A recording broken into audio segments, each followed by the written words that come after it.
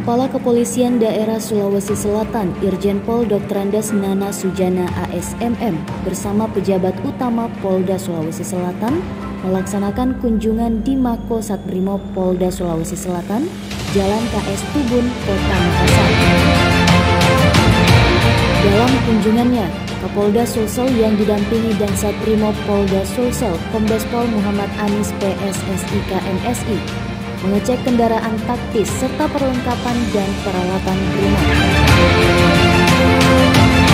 Tak hanya mengecek kendaraan taktis serta perlengkapan dan peralatan brimob, Nana Sujana juga memimpin apel sekaligus memberikan arahan kepada personil Satbrimob Polda Sulawesi Selatan. Brimob ini merupakan pasukan pemukulnya Polri,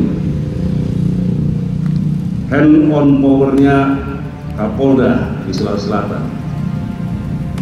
Kalianlah yang kita harapkan mampu untuk membuat atau menjadikan Sulawesi Selatan ini masyarakat yang patuh mengikuti aturan-aturan yang ada.